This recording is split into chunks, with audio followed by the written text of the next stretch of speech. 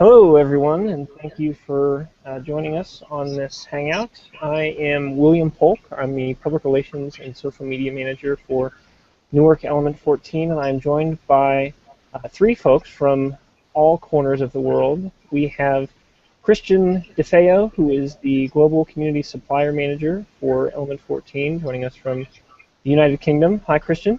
Hi. We have Shabazz Youssef, the Technical Marketing Engineer with Cisco, joining us also from the UK. Hi, Shabazz. Hello. And finally, last but not least, we have Christopher Del Rosario, who is the winner of our In the Air Design Challenge. He's joining us from Auckland, New Zealand, and Christopher will be talking a little bit more in detail about his winning project, which essentially tracks the carbon footprint of individuals, and he's working on some interesting updates to that project that he can tell us about. So with that, I will now turn it over to Christian DeFeo to talk a little bit more about the challenge and kick off some questions that we have for Christopher and his build. So over to you, Christian. Thank you very much, William. The In the Air Challenge, which ran from September 2014 until March 2015, was intended to display the power of the Internet of Things in protecting our environment. The Internet of Things is geared towards enabling better decision-making, whether that's the temperature in our homes, we've got time to get up in the morning, and yes, these technologies can also be used to lead more sustainable lives. And thus, Element 14 partnered with Texas Instruments, Worth Electronics, Cisco, Sierra Wireless, the Eclipse Foundation, and the T-Site, and we were all astonished by the creativity unleashed by this challenge. And the winner was, as was said, Chris Faber, who created this innovative carbon footprint monitor. And so the first question I'd like to ask you, Chris Faber, is that perhaps you could tell us a bit more about yourself and what inspired you to join the competition. Right. I'm a software design engineer, work by profession daytime. I've been working in several industries in the past, including Trimble, which does onboard weighing system for hydraulic machines in very harsh environments, and also worked for Visual Monitoring Limited, which is a startup, and it basically creates devices for the elderly. So it detects heart. We've got a device that can detect heart rate, oxygen on the blood, activity monitoring, and that stuff for the elderly. And should there be something anomalies in the patterns of the life metrics, an alarm is being sent to emergency systems. As side projects, I've been really into home automations and smart controls. Prior to the challenge, I've been developing on a project where I'd like to have a house where it helps me decide on how I use my energy, how it would help me keep my family healthy, i.e. monitoring temperature, environmental data, indoor and outdoor. And then the plan was that should I get sick or any member of the family gets sick, I can look back at data and see that, oh yeah, I got sick because I didn't get enough sleep. I was always in cold place, or there's a draft building in one room, stuff like that. Now, when the E14 challenge came about, the In the Air Design Challenge, I thought of, oh yeah, the work that I've been doing kind of like aligns with the purpose of this challenge. And what got me was that was the tagline on the challenge, where using the IoT technology, how can we make a better, cleaner world that we live in?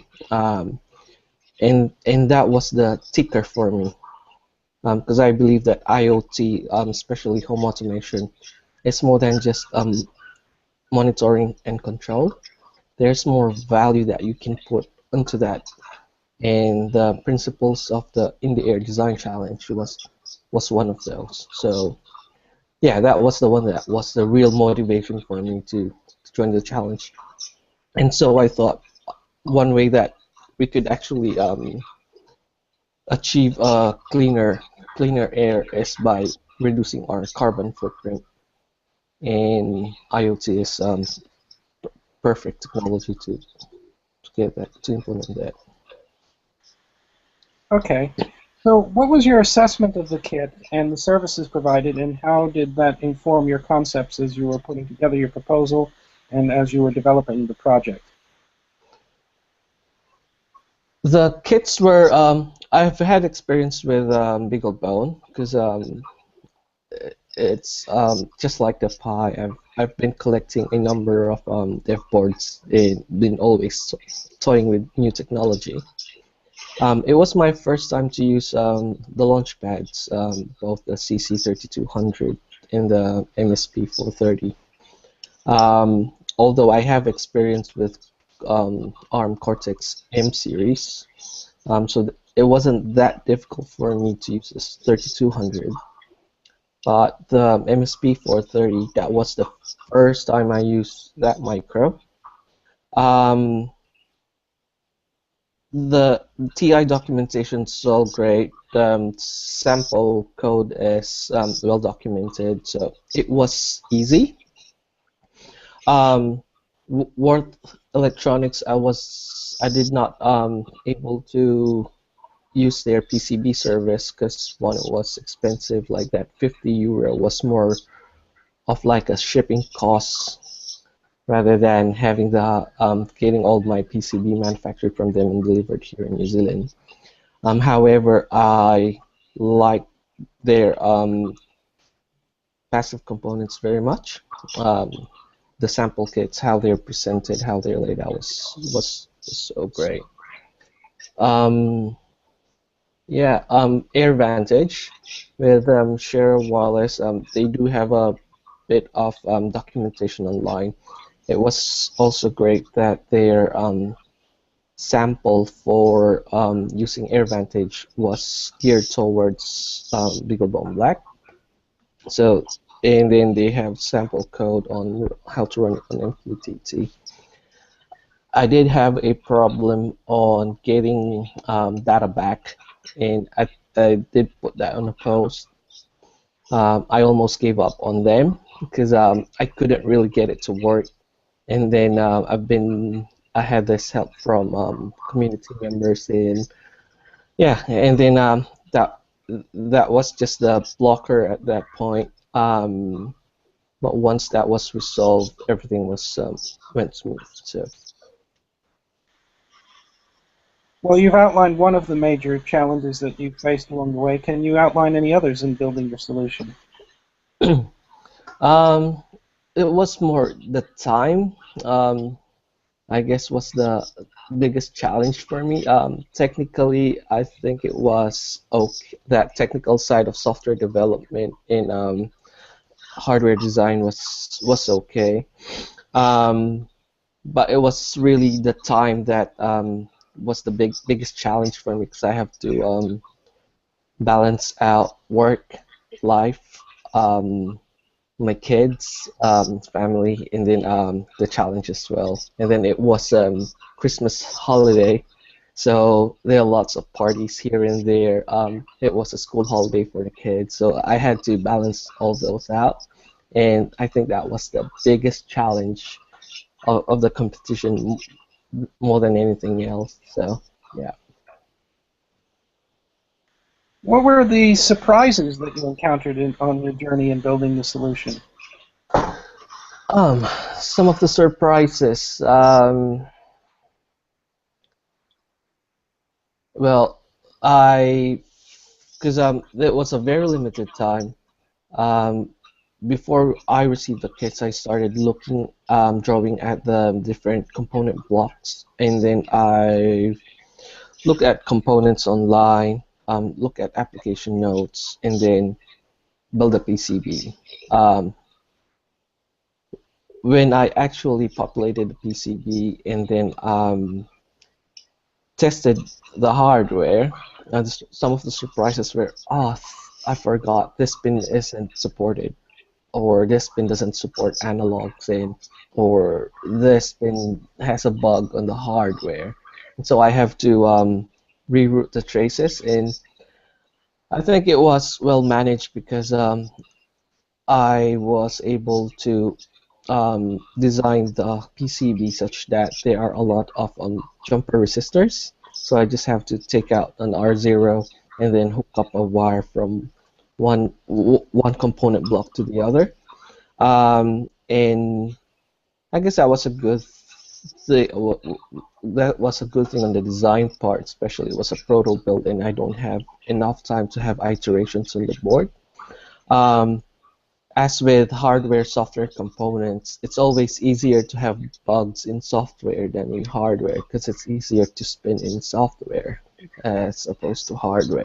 So that was that. Other surprises or gotchas that I had would be the I was not able to get the Bluetooth LE running on the MSP40, primarily for time reasons. Um, other surprises was I would be difficult to actually measure carbon footprint on vehicles because after doing some research, the best way to do it is to monitor the fuel usage instead of just measuring the distance traveled. So, yeah. What kind of support did you get from the community along the way? Sorry?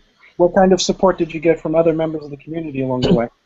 The comments through every blog post, and although not many people, or I don't think I had as many views as the other competitors, but I think those who view my blog posts were actually um, reading through my blog and not just viewing it, because they are able to provide comments and feedbacks that are actually very much content content focused rather than just noise of saying good posts and stuff like that. They were actually valuable. There were also some criticisms like why did you do this and not this instead, or why did you take this approach? And and I always take that as a positive criticism more than anything else. And yeah, it was all through blog comments, I guess, where I got help from community. All right, you've won. You've got your Keysight meter. You've got your MacBook right now. You've got your IoT Sensor tag? Yeah. Yep. Now that you've won, what are your plans for your project now that it's all over? The competition, anyway. Yeah, competition is over, but as I've posted on my summary, it's not over yet. I do like to have this rolled out as a product, and have been thinking of ways on how to actually commercialize it. Also, as I've just mentioned earlier, that prior to the challenge, I've been building on a smarter home automation because I'm not satisfied with or not happy with how what's out there in the market. It's more about control, monitoring, turn on the lights on and off when you're out on holiday, but there's not much value to those, I guess, to my point of view. Um, and I've been thinking, how can I have my initial thoughts or initial research in this and leverage on winning this challenge to have a rollout of a product where there's more value to home automation, and been thinking on what the different phases and strategies that can be implemented along the way. I'd like to bring Shabazz in on this one. I mean, you've been following Chris Haver's progress. What do you think of the project, and what is your commentary about how he's proceeded and what the solution he's developed? Well, I thought it was absolutely fantastic because it was a complete end-to-end solution that Christopher worked on, and it looked very challenging right from the start, with being able to monitor both the inside and outside with multiple sensors. But it was interesting that Christopher spotted fairly early on that it was even in his original brief that you can do a lot of carbon footprint monitoring from even being able to tell when things are turned on or off, because there could be linkages with the energy consumed, so you then have an incentive to turn off things in your home when you're not using them. So that was really interesting. He could correlate that along with measurements that he was getting from sensors as well as when things are turned on or off. So the fact that he wanted to do indoor and outdoor stuff, the fact that he picked multiple devices, so MSP434, where he needed the ultra low power, but also CC3200, which is a fantastic platform for extremely long term running off primary cells or even solar power as possible outdoors, and still have a 2.11. So absolutely great devices that he picked for his outdoor sensors, and then using the BeagleBone Black for the ability to be able to process a lot of information and to have secure connectivity if needed to pass that data onto the Sierra Wireless cloud platform. So the whole thing I thought was just really impressive. And then when it actually came to implementation, the circuit board design was just absolutely fantastic, and it was all published as well, so lots of people can make use of that information. That was really important. I thought it would really help, and it is important what he's doing, because even though some people might not be interested in greenhouse gas emissions, other people are, or they could adapt it for other types of sensing as well. But it was very recently I was talking to a friend of mine, and from another country, he's from a city where it's just famous for pollution, and he said that for decades people weren't even aware that there was any pollution in their city. They thought it was just fog. It was actually smog. So until governments tell people that, people might not even change their behavior or might not even push governments to make changes. So there was that vision initially, I think, which led to Element 14 and Cisco and all of the other partners to decide to come about with this challenge. And the other interesting thing is it doesn't even take that many sensors to be able to get a very good idea of what's going on in a city. We looked at, I think we discussed this with you, Christian, right? We saw in Madrid that some project had 6 sites. So for the whole of Madrid, it was just 6 sites which was taking in measurements. And from that information, I don't know if you can see from this, I'll just hold it up to the screen. You can see that with just 6 measurements, they were able to create like a map using interpolation between the different sensor sites to be able to get a really good idea of the different levels of pollution and how it's impacting the entire city. So Christopher only needs to sell a few of these per city, and it could be really useful. This leads very nicely into my next question, is that obviously in January 2014, John Chambers talked very strongly about the Internet of Everything. How does Chris Faber's projects and the other projects that you've seen in the Air Challenge fit into that vision? Yeah, I think very much so, because when people initially think of Internet of Things, they think about being able to control their fridges or being able to monitor when their fridge door has been opened or something. But it's much more than that. With the Internet of Everything, you're making use of the new technologies which are out there. So you have the ability to have local compute power at very low cost nowadays with devices like the CC3200. The wireless connectivity, low cost, ultra low power, allows you to connect up to primary cells which can run for a year or longer, or solar power and everything. So that's one element of it, but the ability to be able to collect that information and share it across many applications then allows you to do things that normally would not be possible at all. So for example, some of the information which sensors from Christeva's platform could be used for totally different things which is not thought about. It just takes somebody else to make use of that information. And in a similar way, the more people that are publishing APIs. So, for example, if there's a weather service and they're publishing weather information or train timetables or something, then all of this information can be used together to create more than the sum of the individual parts, basically. So the Internet of Everything combined with big data, so information from governments. For example, I know the US government publishes a load of information on the environmental types of information. So people could glean information from that, take information from other databases like what businesses are opening up in the area, and also local information that they're measuring themselves with sensors, and be able to collect all of that, correlate it, and come up with some useful findings. So I think that empowers people a lot. So I think that's really important.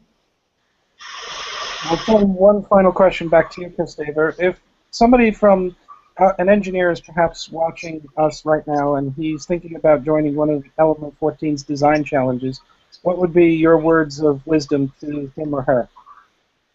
I would just say build something that is really of interest to you. Don't think about the price. Think about what you would get out of the experience in joining the challenge. In the past, I have done a number of challenges with Microsoft or any other local tinkerers, and I've always failed. Usually, I fail, like I take the second or not even win the finalist. But for each competition that or any design challenge that I enter to, I always try and find the positive things. Like why did I not win this time? What did I learn? What can I do better next time? I never think of the price as some others would just think, oh yeah, I'd like a MacBook Air and I flood the community, I'd flood the tweets and stuff like that, or I just do some blogs every week, which is actually noise. I guess it's the value of the self-learning and the achievement of completing the project is the one that matters most. That might just be my personality, but in the end, you will not have any regrets whether you win or lose if that was your thinking. And then yeah, so I guess that's what I can advise anybody who would join any competition. Would you say that it was a great learning experience for you and that you learned a lot through this? And did it enhance your engineering education? Definitely. Yeah, it was a very good experience, to be honest. I haven't done hardware design in ages, and just to add to what Shabazz mentioned, when I started thinking about the PCB design, I had like 4 or 5 different sensor nodes, and I can't be, or I don't have that time to design 5 different boards in just tiny pieces, and then that can be costly.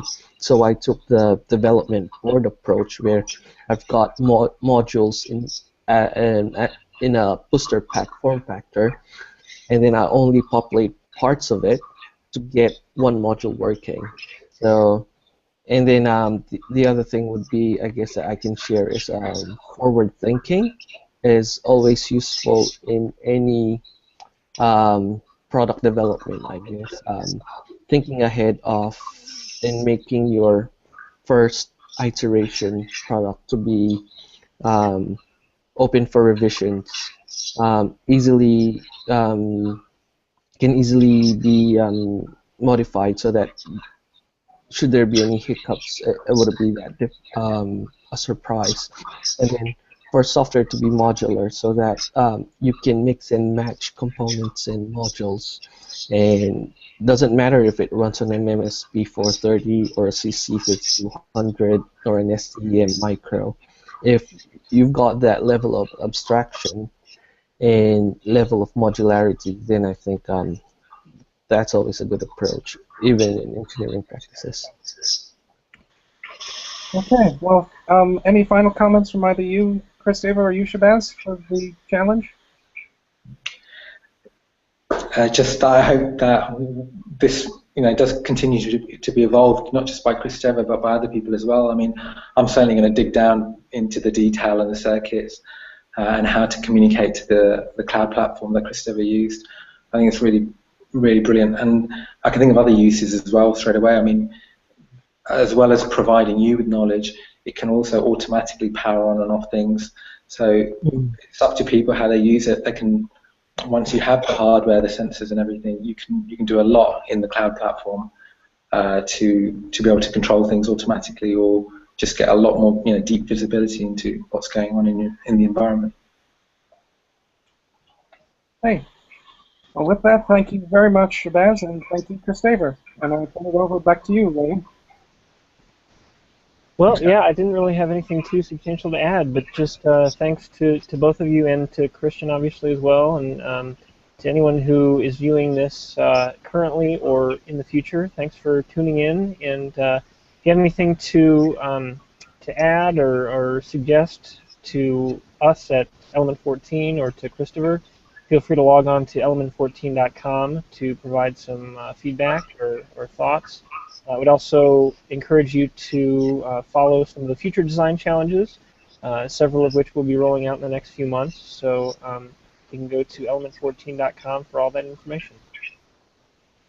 So with that, I will sign off, and thanks to all of you again, and we'll be in touch again soon. Bye. Bye. Take care. Thank you. Thank Bye-bye. you.